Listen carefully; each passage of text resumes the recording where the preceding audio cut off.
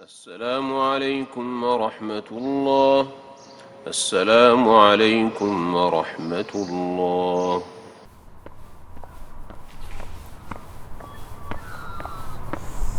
Assalamu alaikum. Welcome to the Masjid Carpark podcast, episode 61. 61. It has been Sorry. 3 months since our last podcast. Sheikh Dr. Mufti Khalid is trying to say it's not his fault, but I'm letting everybody know now it is his fault. Well, there's a good reason for it. What's the reason? You got some action. Alhamdulillah, I got married. Alhamdulillah. So I was single. Mabruk. Jazakallah khair. I was single for many, many years. And but alhamdulillah, yeah. What's wrong with her? Huh? What's wrong with her? Why'd she say yes to you? Yeah, alhamdulillah. So that's the reason. She's normal, inshallah. That's the reason why I've been missing in action. So I think that deserves a fist pump. Fist pump. Ooh, yeah. Look at the smile on his face. Yeah. Everyone's because I don't talk about this and I don't want to talk about it. So that's giving me a hint. So anyway, that's the reason why the last 3 months we've been missing in action. Hopefully. And for those that I'm going to be away overseas for a few weeks. So mashallah. So by the time when I get back, then where are you going to? Another month, huh? So for those that know me, fill in the blanks with all the comments that I could have made here. But since he doesn't want to talk about it, and we're going to be appropriate. Yeah. It's how is married life? Well, I realize when how's the old ball and chain? I forgot that I lived by myself, so for 6 years with your children. And so as a single man, you don't need much furniture. You realize all of a sudden, really? A sofa is a requirement. You do need something on the wall. So just forgot what it was like to be married, and so just enjoying, alhamdulillah, it's good. You need to wash yourself once a day. You need to shower. Yeah, you need to wash your clothes. There's a lot of other things. You need to vacuum your house. None of that you stuff. Need to clean your fridge. So I'm married from a part of the world where the woman is a woman and the man is a man. So alhamdulillah, inshallah. So it's all good. Alhamdulillah, it's all good. It's I'm happy. And how are the kids? Yeah, they're good. Alhamdulillah. Yeah. Well, what are the dynamics with the kids? Oh, good. MashaAllah. Yeah.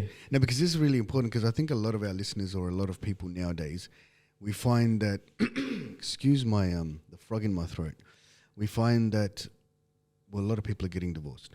And a lot of people are becoming single dads and single mums. And then you have the nuances of another person or getting remarried, you know. The Brady Bunch. The Brady Bunch. Let's not go there. The Brady Bunch situation, or more people coming into the family. Yeah. It's just the dynamics. How, I suppose my question is, how have you dealt with it?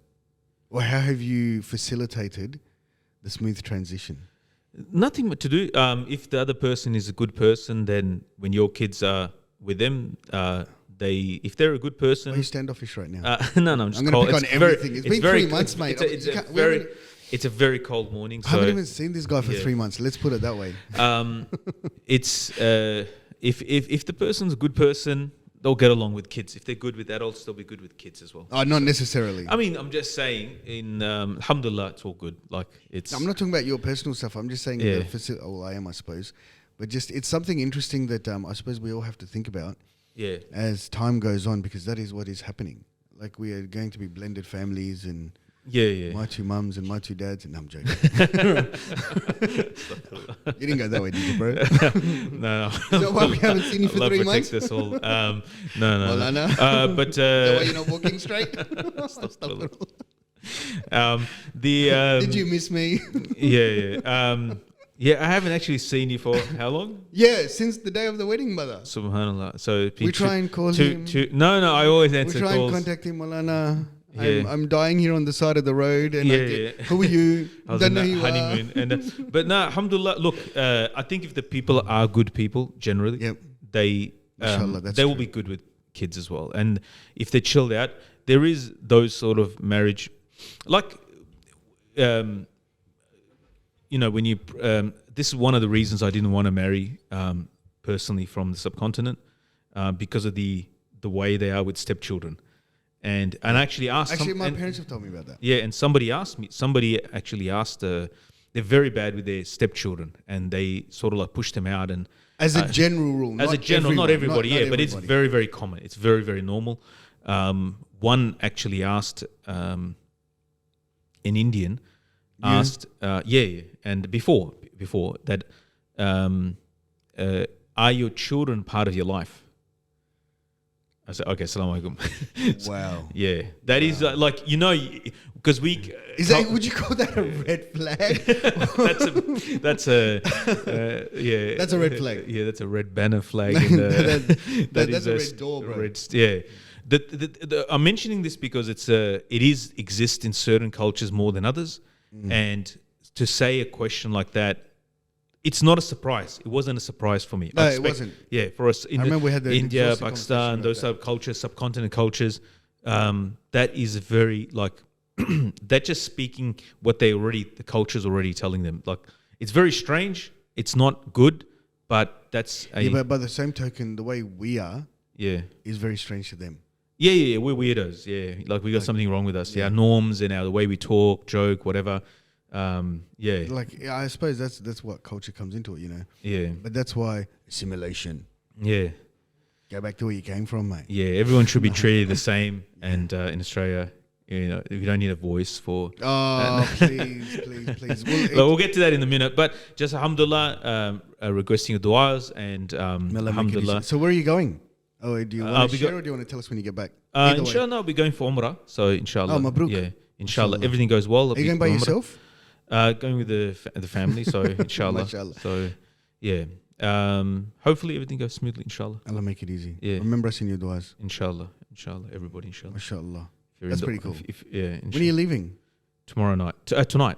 And you're sitting here doing this is the commitment he shows. Yeah. More like after 3 months, he's like, I better get this. Better do something before I go. No. So I don't feel guilt. I don't feel guilt in all of our 2 Umrah. subscribers have been missing us. Yeah. Sorry, 1 subscriber.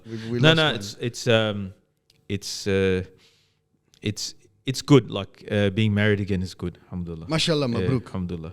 I don't want to talk because it's personal thing. Yeah, alhamdulillah, we're going to go into Allah it. protect and everything. Happy, alhamdulillah, I'm happy. She's not bashing you, and you're not bashing her. Yeah, and you aren't doing each other's heads in. Yeah, alhamdulillah. You'll be right. Alhamdulillah, it's all good. Mashallah. No, they do. We do. You do each other's They do your heads in, but that's a normal. Bro, please, man, you do my head in. You must be doing a head in. She's got to live with you.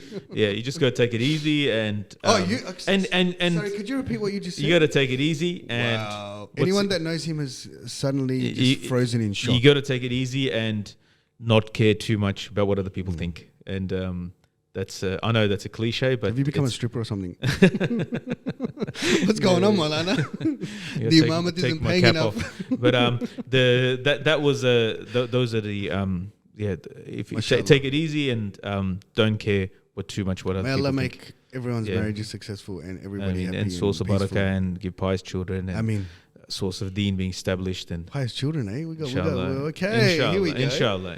Alhamdulillah, you had another. When was it? Did we talk about already? When was the second? December. Oh, okay. Whoops. I think we have talked about it. Yeah, we must have talked about Alhamdulillah. it. Yeah, the kids are still there, still alive. Alhamdulillah. Alhamdulillah. I haven't damaged any of them yet. So happy with that.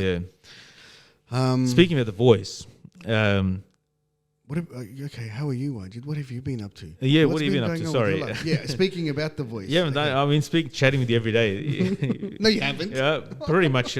Please. Yeah, there's nothing. Please. There's nothing, I got married. Yeah, you're doing some business deals. Speaking of which, mashallah, what is it?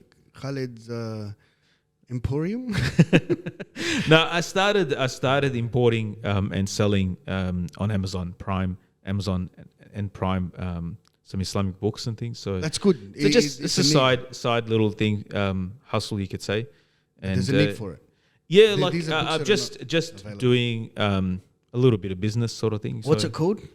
Let's give it a don't worry. It just started. It's literally in the first month. So Khalid's Toy Emporium. No, sort of toy? The Wholesale Shah. The Wholesale. That's a pretty cool name, bro. Yeah. The Wholesale Shah. It's a trademarked, so don't even try.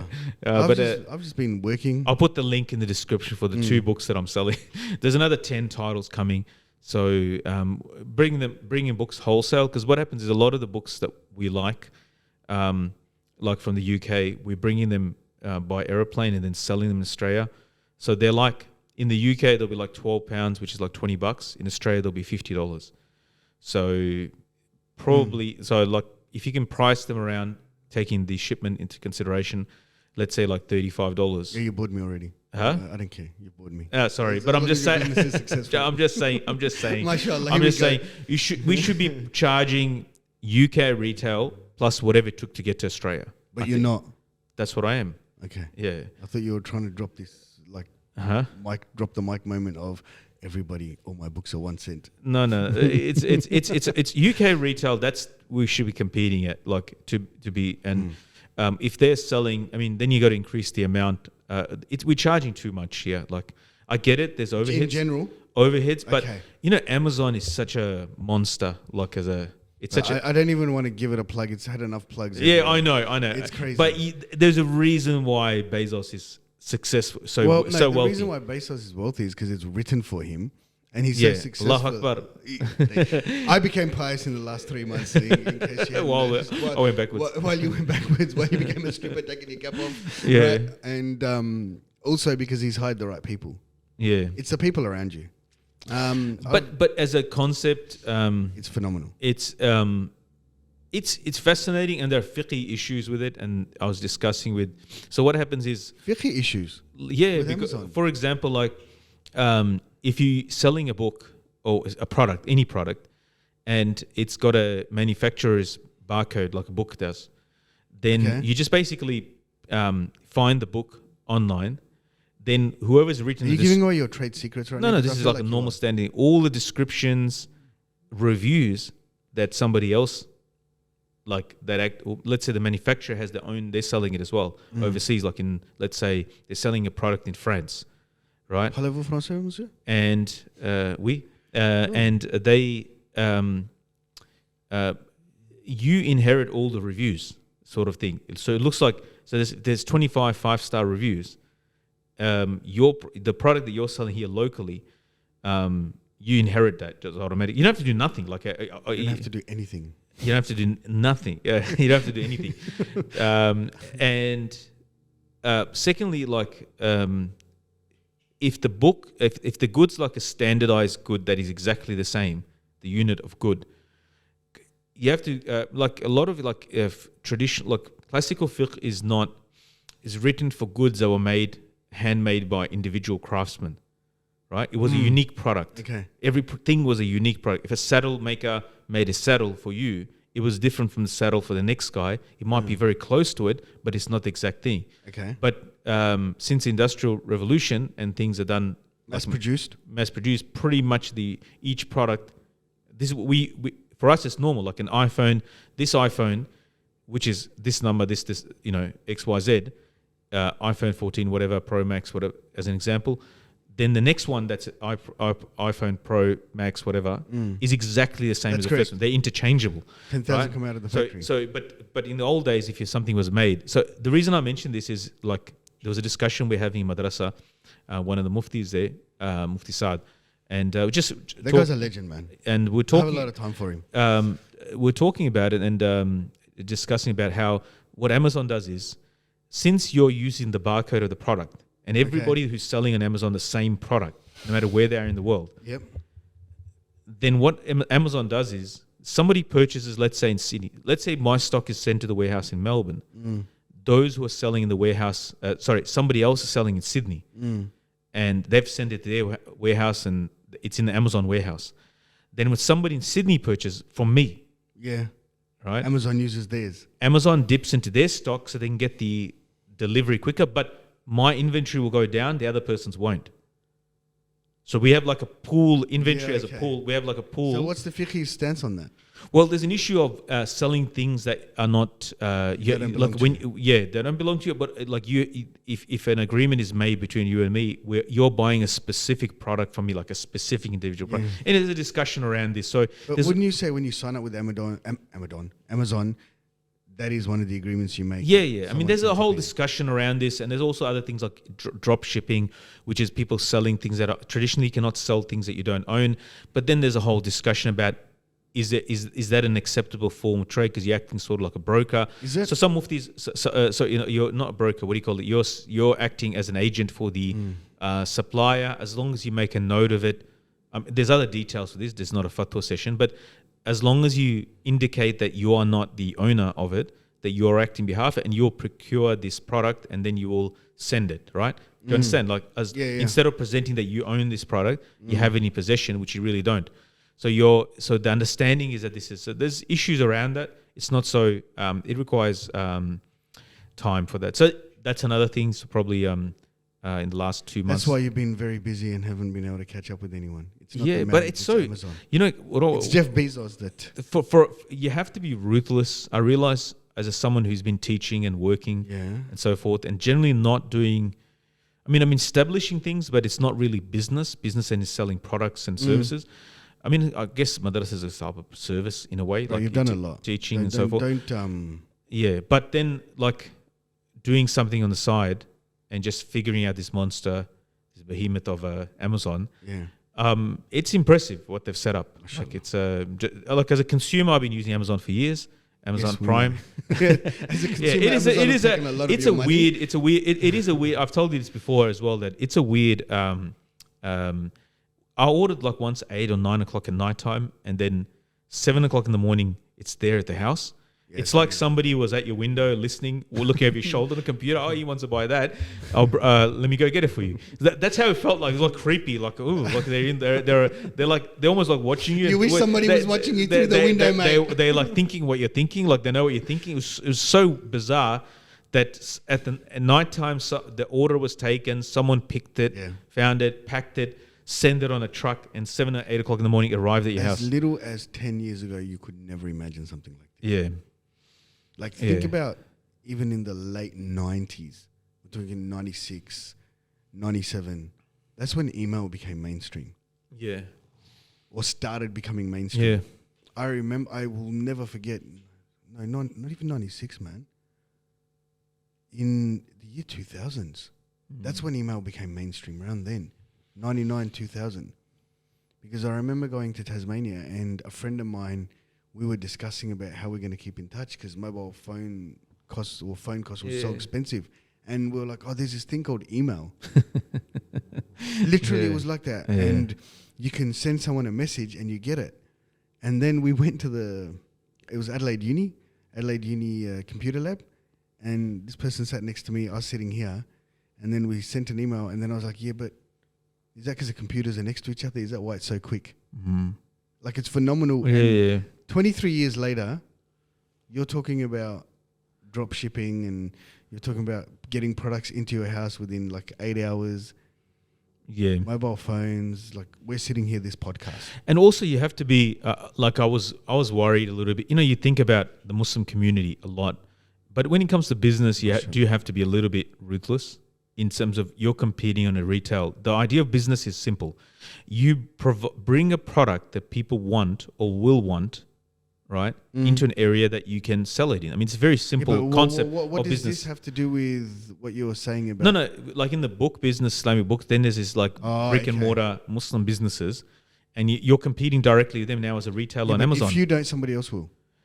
I don't care about that. That's not. That's said? Exactly. Or is that the Oppenheimer I don't conundrum? Know. Yeah, but it's not about that. You realize, why if they are not supplying that price that is competitive for the customer, and the customers are buying because these shops do exist, then as they are renting a place from some building and they are a retailer, then you're also a retailer renting a spot in Amazon Prime, in Amazon and Amazon Prime in the ecosystem there. So you're just paying them. Yeah, it's going to make one guy at the top eventually get a slice of your money, right? Amazon, the organization. Mr. Bezos for his job. Yeah, but, at the end of the day, you're providing, this is the means. I'm not going to go set up a shop. I'm not going to rent a building. I don't see a problem with that. Like, I understand what I'm saying. Like, you're just being Maulana.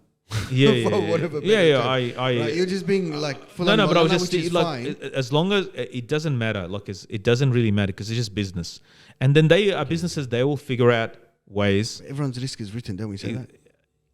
Yeah. But sometimes, like I'm not a like.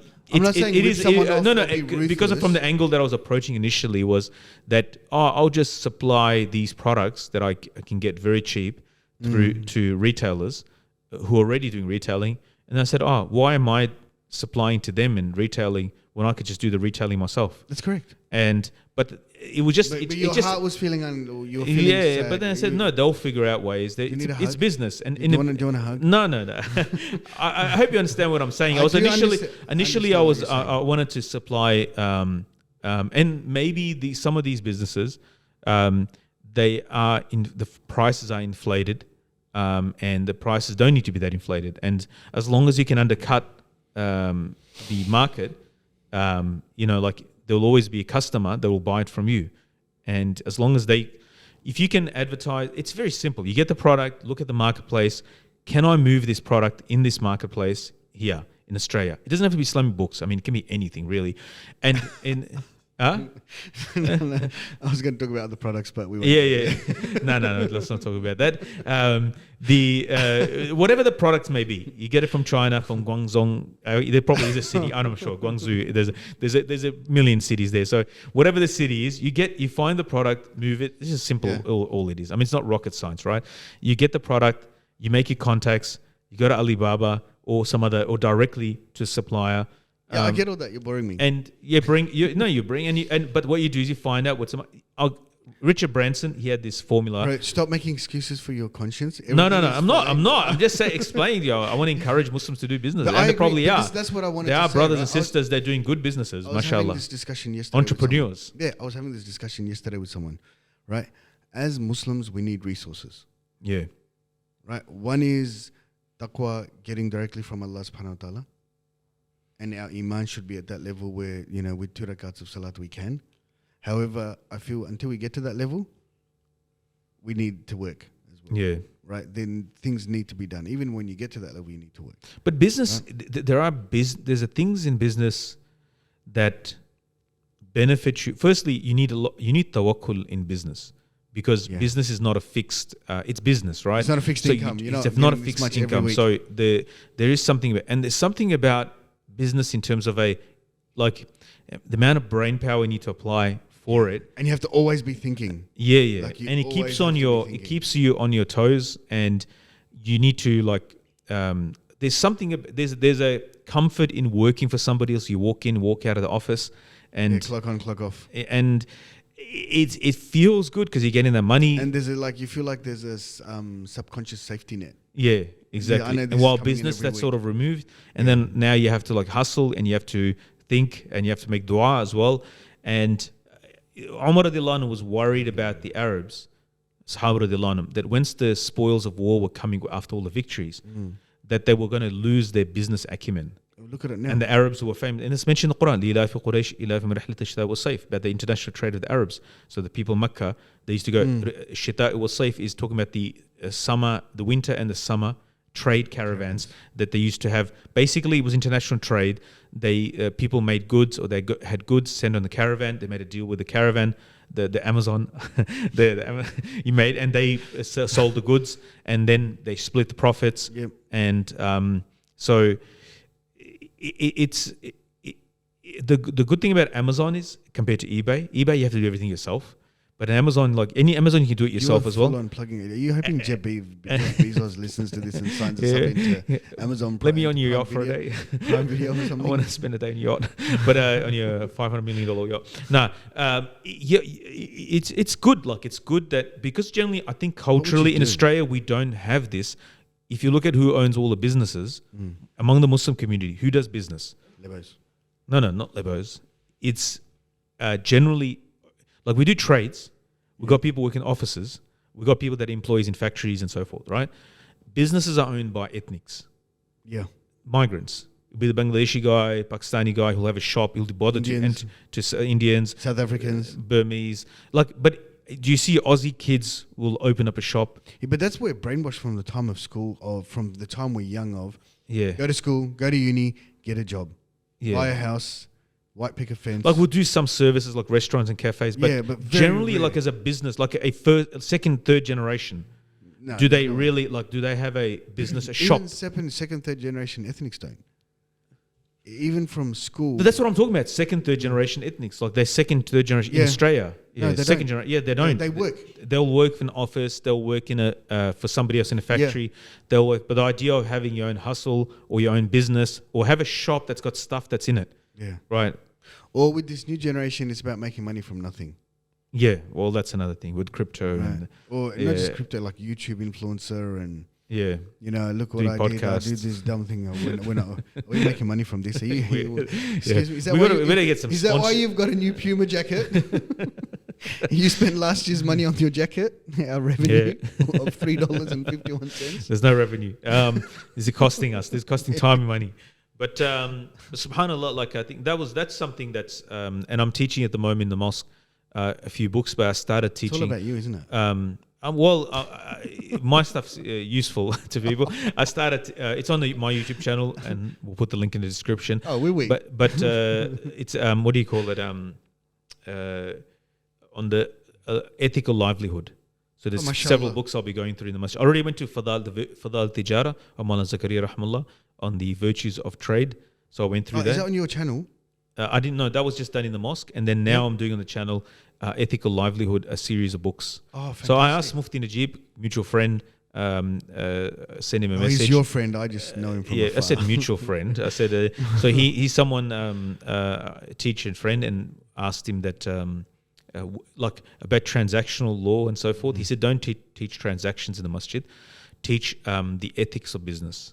What do you mean? Why not teach transactions? It gets complicated, and there's too much detail that people get bogged down in that. For each transaction, it's a bit difficult for it's better as an academic subject as opposed to like a dars in the masjid. But if you put the principles there, like of the importance of earning, the importance of earning halal, the importance of trade, the importance all the ethics and laws around it, how you should spend and earn, how you should live, then each person that will take from that attends that dars, they will take the principles, and they will know, they will search out the haram.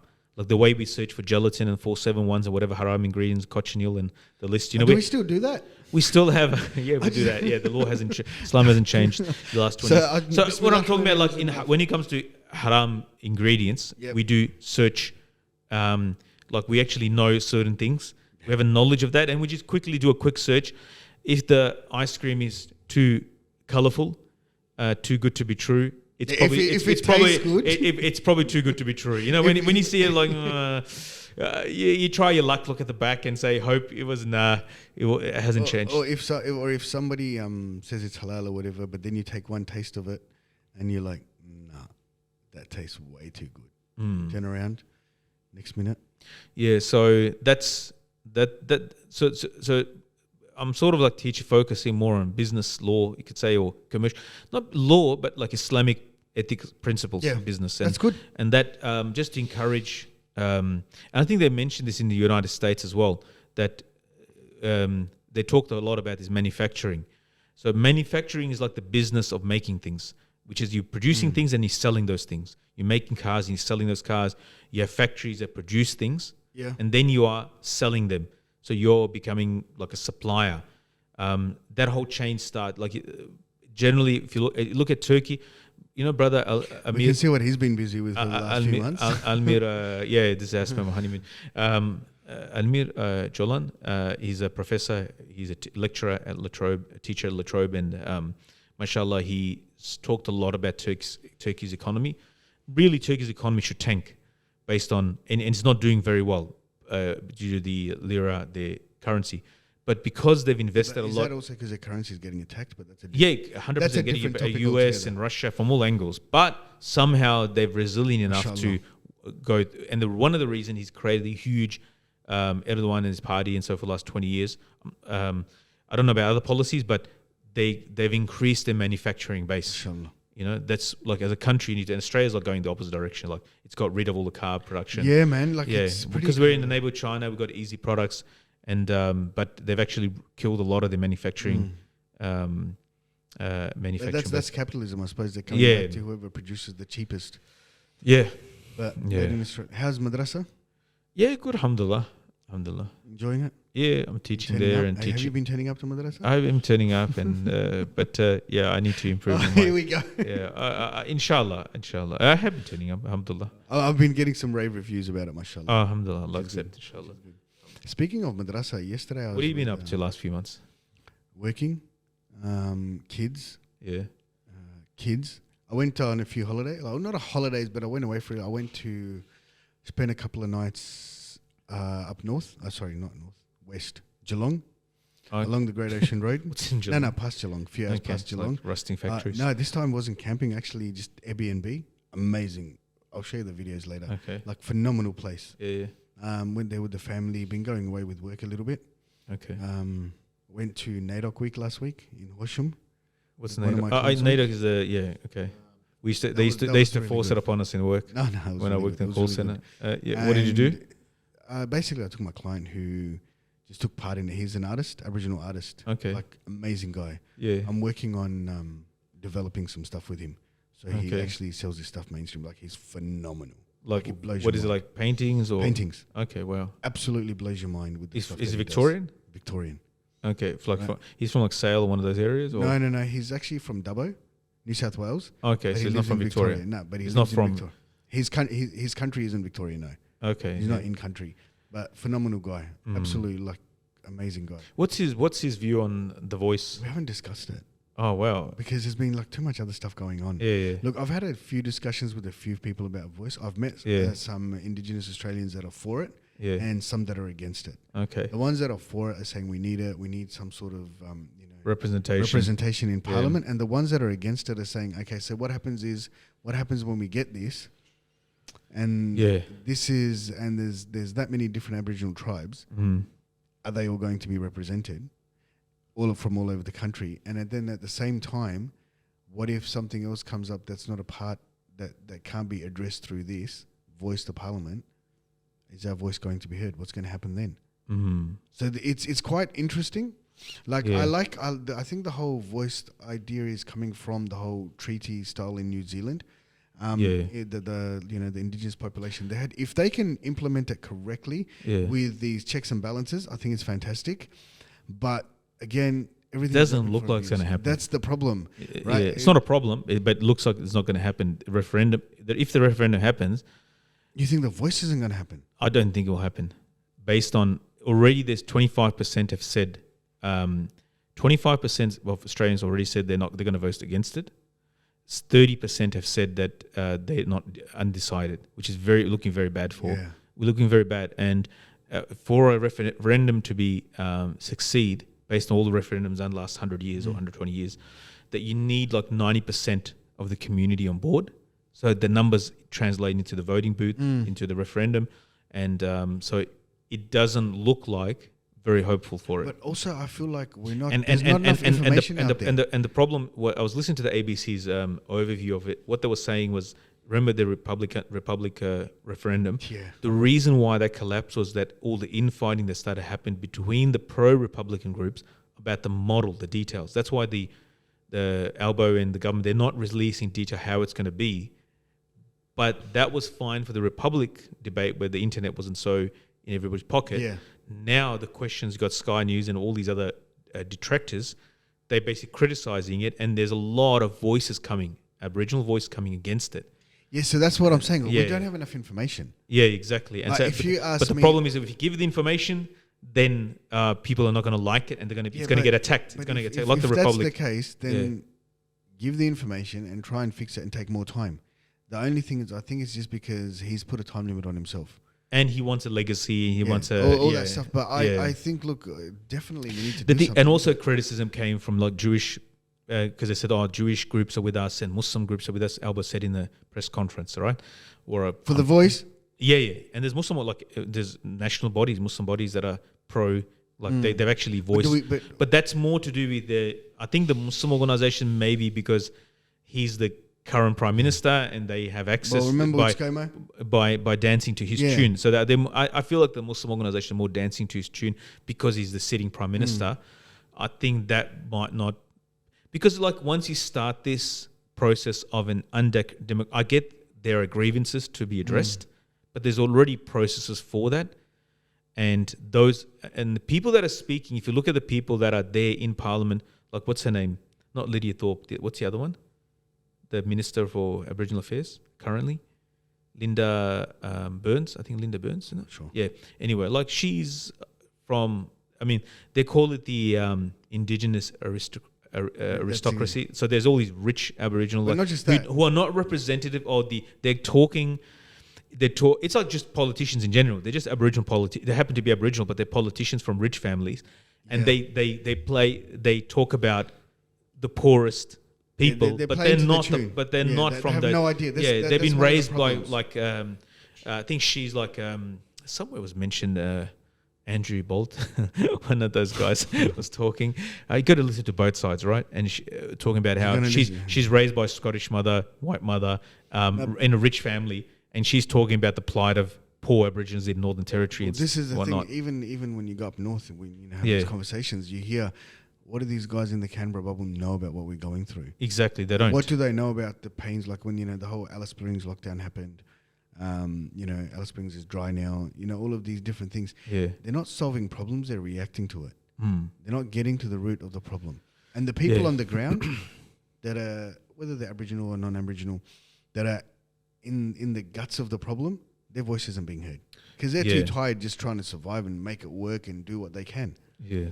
So and I think a lineage of this is something that in the current France situation, which is really bad. The protests there and so forth. It's not protests.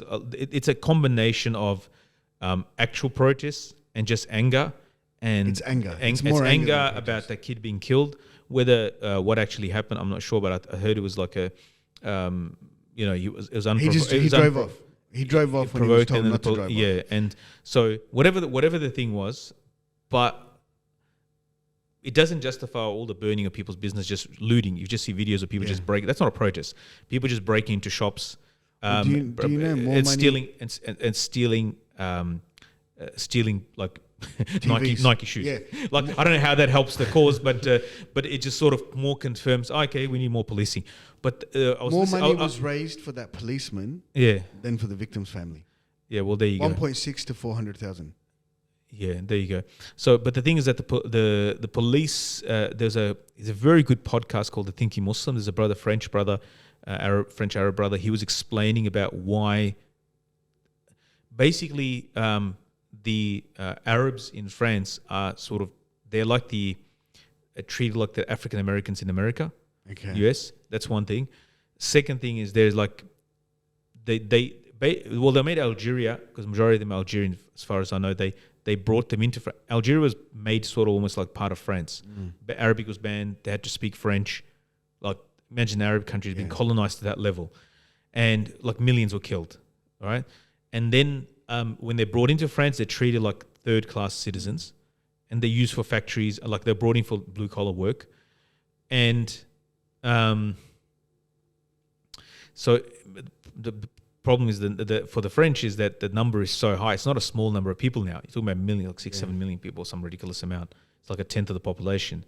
So now you got to deal with this, local and they're local, and they're local. And they're French now, so. There's a lot of.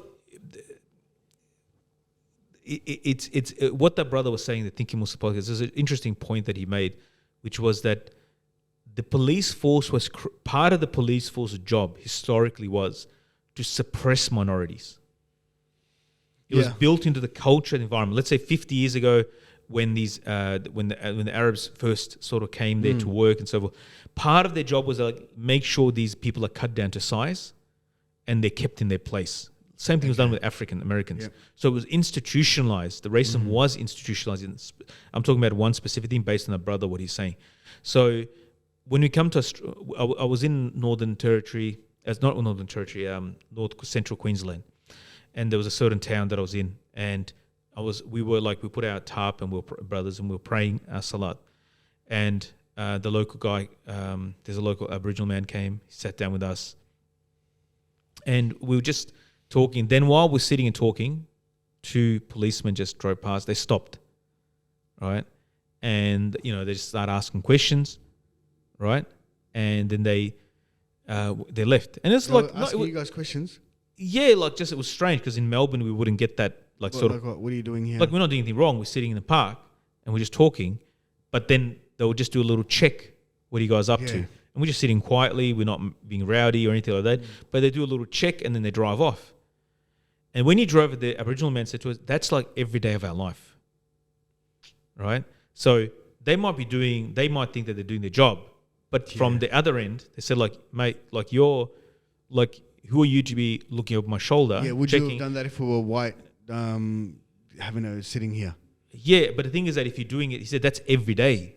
They're constantly checking on us. Ugly. So almost like kids or like school children, they've been treated. So I can understand, that there are things, there are structures in place in this country that might be, but the problem is, the alternative is not to create. My view is that I'll probably vote no for the voice, and the reason is I don't believe we need another structure that's. And if you want to talk about democracy, everybody treated the same in Australia. Then I don't think we need another thing, because then tomorrow the Indian community, there'll be a Hindu voice. Do you reckon? That's already there, mate. Modi, Alba loves that much. But they need the labour. They need to bring a people in who's going to make more kids. Yeah, but the problem... Do you understand? Like nobody... If they bring the Chinese in, they're not going to make more kids. They're bringing in right-wing... It doesn't matter. Absolute racist, and they don't understand... I don't think they specifically try on the list of immigration if you're racist, Modi lover. It's just... That's what's happening. But that's probably reality. Imagine what we're going to be in 10 years' time. It's going to be ugly. Yeah. I genuinely feel, because that brand of democracy, or whatever you want to call it, is being exported. No. I'm not talking about democracy. I'm talking... That's what I'm saying. Like, eventually that will have a voice, but... whether they're racist or not, that's a different topic. The Indians, they generally do.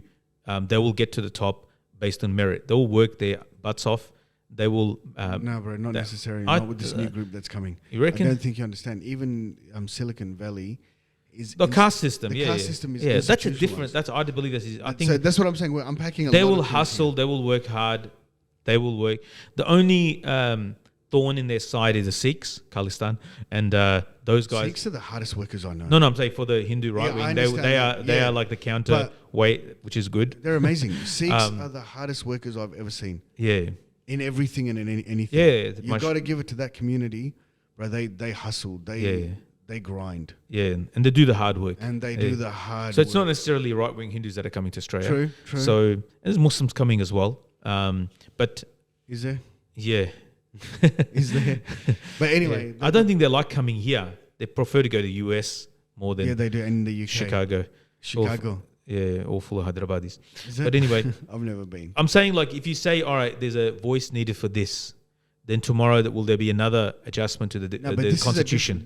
I think this is a different situation. I think there are grievances. There are grievances. An indigenous population that was here for 40,000 years. It doesn't make a difference. Right? It doesn't make a difference. No, but it doesn't make a difference. To you, it doesn't. No. I understand. I understand that. It doesn't matter. It doesn't matter. You have to look at on the ground now, what the majority of the population is. I get it. There are grievances. There are things that were done as wrong. It's still done. But they are. Yeah, those have to be addressed. Those have to be fixed. Yeah. The wrongs are being done now. They have to be done, fixed up. The health situation, education, all those sort of things have to be attended. Life expectancy, but you can't. Everything. But you either you follow the model of giving everyone, in terms of a legal system, the problem. We do have a system. It's a British common law. There's only one legal system. There's no recognition of. There's no plurality of legal systems, right? But if you're a conquered people, they are a conquered people, and I know this is in the modern world, and it's not very woke, but and we don't do annexations anymore. Speak to Putin. Some people still do. They do little annexations here and there, but generally annexations don't happen anymore, and generally people are not conquering other countries. What they do is they economically control sanctions and all that sort of stuff. What about colonialism? Look at no. I'm talking about now. They don't do that type. What they do is they dominate them economically. They suck their resources. It's a different type of new sort of colonialism, but it's not colonialism in the old sense where they just take ownership of whole country. Well, there are countries that are doing that. What do you mean? Like, for example, Israel. With what? The Palestinian land. Well, that's the settlements. Yeah, they do. I guess you could call them an annexation, but generally in the world. I understand. Let's leave the Palestinian one because that's a whole podcast. Yeah, okay, but my point is, my point about it. This is, I understand where you're coming from about grievance. I'm not talking about the voice here. Yeah, but I'm talking about in general. We're talking about generational trauma. Like it's phenomenal. If some of the stories I've heard firsthand about little kids, what's been happening to them now, like 10 years ago, last 5 years, or young kids or juveniles or whatever, however you want to call it, what's been happening, you wouldn't sleep at night. But those things have to be attended to. The voice is not going to fix that. We don't know what the voice is going to do. The voice will not fix that. No, there are policies. There's a Minister for Aboriginal Affairs. There's whole departments for that. That's correct.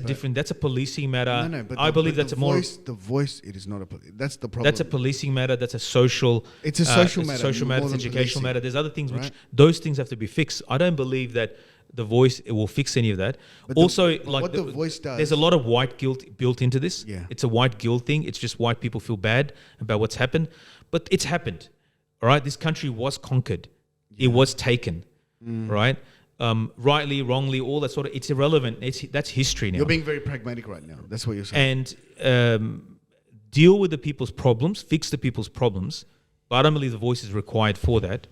I don't even know what the nuances or the little detail in the voice is. So how can you? Yeah, I was reading a little. I was reading up on a bit, and it's a constitutional change. Basically, it's an advisory body. Yeah. But the problem is there are certain statements in that which there are statements that people might fear that are non-democratic, non-democratic influence can come into the basically strained democracy. So that's part of the problem. Like one special group has a extreme minority in terms of number. Like what is it, 500,000 Aboriginals in Australia? If you add them all up, I think as far as I understand, which is not even like, it's like 1%, 2%, 3% of the population. Not even that. Yeah, and that spread across the whole of Australia. So it's and they have but there's already laws for. I think Pauline Hanson was talking. Sister Pauline was talking about this, and I learned something. There's already laws that favour this particular race because of the historical wrongs that were done. But I don't think we can reverse the reality of Australia. We cannot take Australia to before Captain Cook landed. Right, you can't. That's gone. So, and that Australians conquered, British, English, white people conquered Australia. That's done and dusted. They're the majority of the population now. They control this country. Whether they think so now, some of the things are strange. Like I don't even understand from Islamic law. Like there's a mosque that will go to the Aboriginal elder or something, or the local tribe members, right, and say we're going to build a mosque. We want your sort of blessings. For that, right? Your permission, right? I don't even know what the Islamic. I don't know what the Islamic. That's his land saying, "Can we build a mosque on your land?" Yeah, I know, but the thing is, like, what if he said no?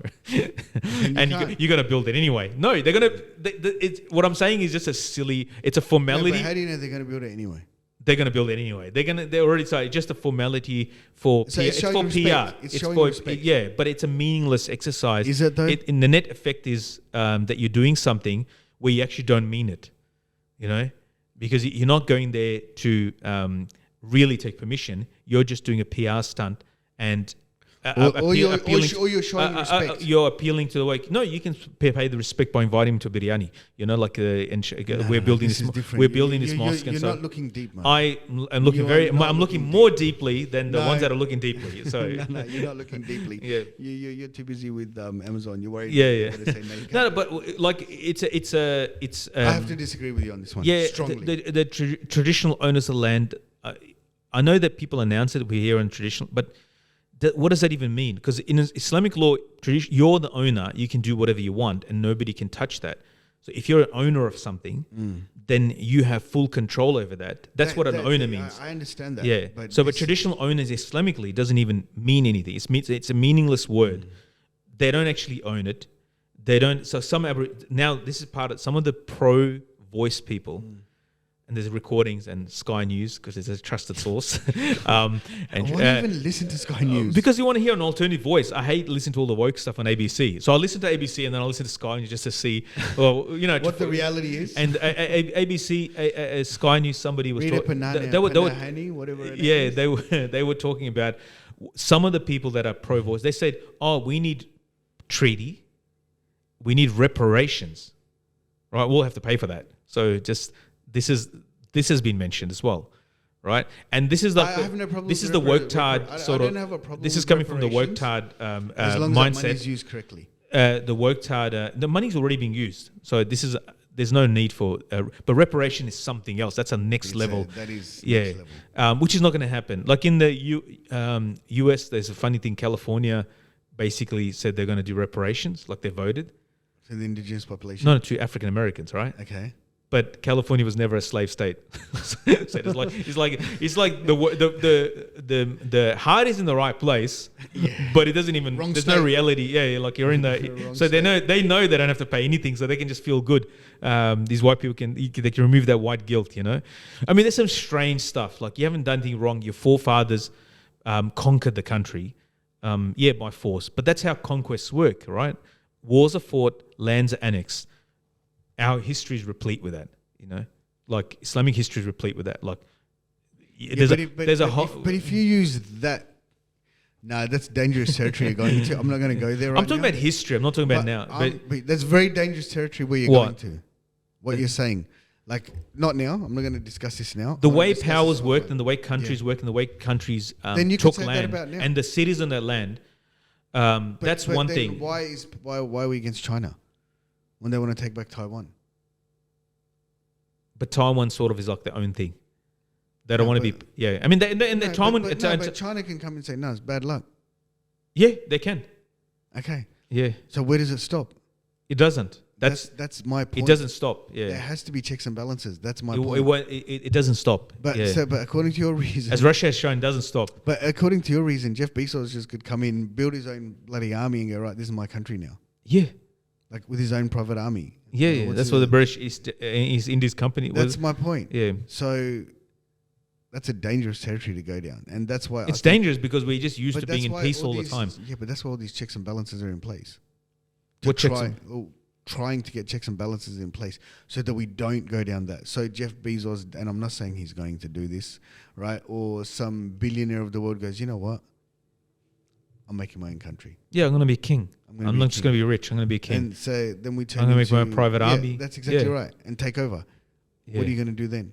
Well, like for example, like NATO, say bad luck. NATO effectively, like in Ukraine, NATO is effectively fighting Russia. It's fighting Russia, but also it's annexing Ukraine without having to annex it. Like in the modern terms, basically, all right, we've trained. What they did is train the Ukrainians up to a level of sophistication of weapons and so forth. They've taken them to England, France, Denmark. They've trained them on NATO standard weapons.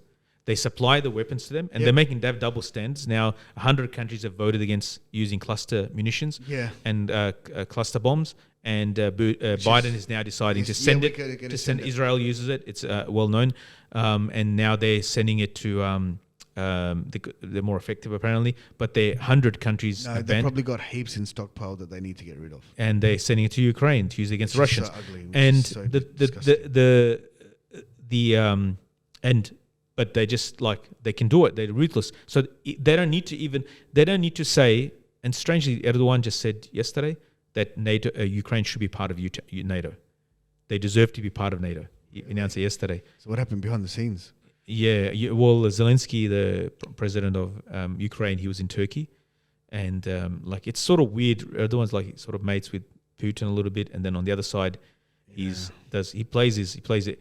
I heard that it's more about domestic politics, that he plays everybody, and then to show domestic politics that he's like a world leader. But I'm not that's someone's analysis. But he. I just think it's messy territory. That's all. Why can't we just all just hug? Peace train is coming. I'm coming home again. Around a fire. Yeah. I think we're used to that, and we don't realize this is how actually the world works. It's a lot of wars, and it's a lot of I think Imam Shafi, rahmatullah, if I remember correctly, one of the books mentioned that the king, a ruler or the Khalifa should every year do one incursion into the neighboring country. That's a bit full on. No, that's normal. That was the norm of the world that they went.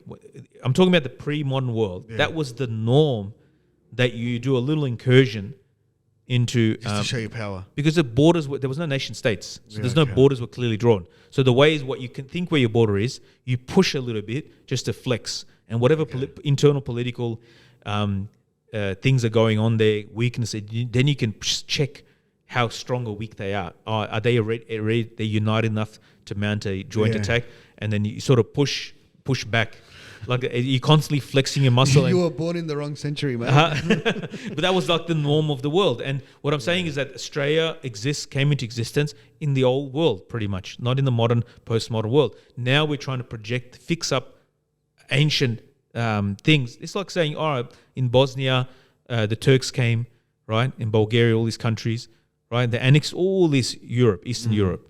Greeks, they ruled Greeks for like hundreds of years, right? Greeks have grievances, Serbs have grievances. So, yeah, but that's like the norm. That was normal. The Turks were not doing anything unusual. They were doing the normal thing that everybody else does, which is expand their empire.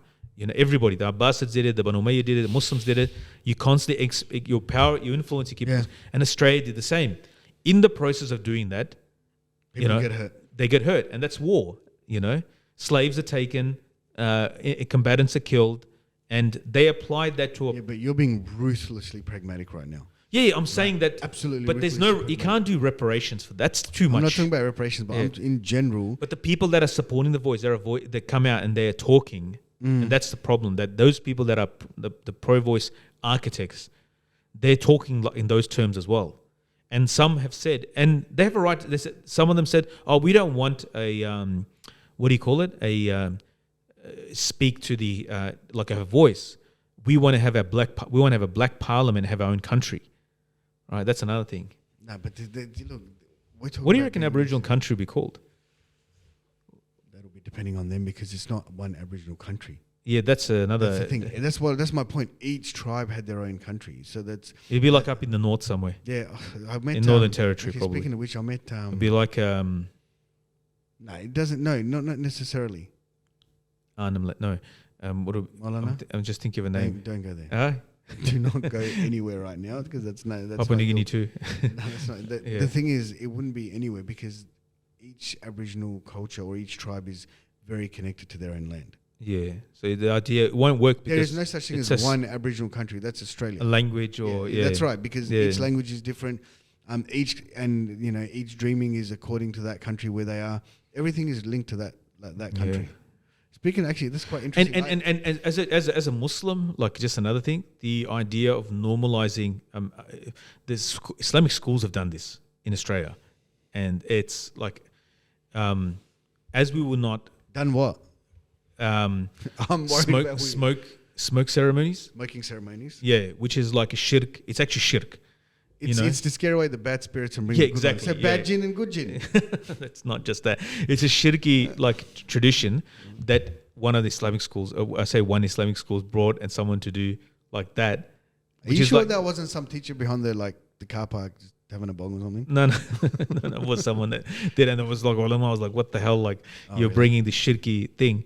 I think you also have to be careful, like, to get too comfortable with some of the dreaming and rainbow serpent stuff. Like, we just have to be careful. No, we have to understand that's their culture, but that doesn't mean that's our culture. Our beliefs. Yeah. And keep like, we wouldn't accept a priest coming into a masjid and start praying to Jesus. But you're going to respect the priest, whatever he does, wherever he does it. Well, we won't disrespect it. Yeah, but that's my we'll point. Tolerate it, and we won't disrespect it. As Islam, we're told not to insult the idols of others, and right? We will not disrespect, but we don't bring it into our school, Islamic school. But that's my point, but that's not. It's not part of your thing anyway, right? Yeah. Actually, speaking of that, like, and like, last thing I just wanted to mention about that was that we have to be mindful of that. We, when it came to the Romans and Persians when they're fighting, the Romans and Persians, the Muslims were the mushrikeen in Mecca, idol worshippers, pagans. They were in supporting the Persians, like they were fire worshippers. Fire worshipper. They had more in line with the fire worshippers, while the Muslims are hoping that the Romans win, the Christians win, because they're people of the book. Yeah. Like, we have a more affinity with traditional Christianity than we have with anything else. Aboriginal culture, shirk, paganism, because that's a type of paganism.